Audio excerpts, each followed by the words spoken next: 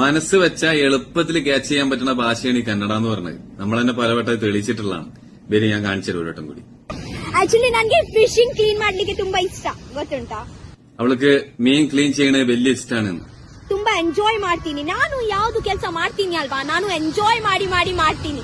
ಇಲ್ಲಾಂದ್ರೆ ನಾನು ಮಾಡುವುದೇ ಇಲ್ಲ. ನಾನು മിക്കവാറും ഈ മാടലൊരു ചർച്ച ആവും തോന്നുന്നുണ്ട് കമന്റ് ബോക്സിൽ.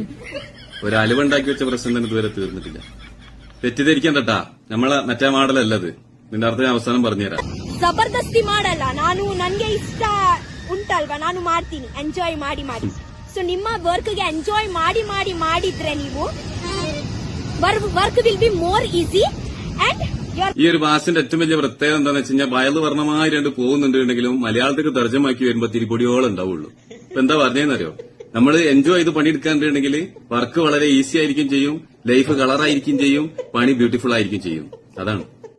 ಇದೇ ಚಿಕ್ಕ ಮೀನಲ್ಲಿ ಮೊಟ್ಟೆ ಕೂಡ ಉಂಟು ನೋಡಿ, ಎಷ್ಟು ಚಿಕ್ಕ ആ മീനില് മുട്ട വരെ ഉണ്ട്. ಮೊಟ್ಟೆ ನನ್ಗೆ ಮೊಟ್ಟೆ ಅಂದ್ರೆ ತುಂಬಾ ಇಷ್ಟ. അവൾക്ക് മുട്ട ഭയങ്കര ഇഷ്ടമാണ്. ಸೊ മറനി നെനപ്പിച്ചേ എട്ടി മൽപ്പന ಎಂತ ಕಚ್ ಕುಚ್ ಆവുಂದಿತ್ತಂಡು. ഇനി അങ്ങോട്ട് പറഞ്ഞു പോയാൽ ശരിയാവില്ല.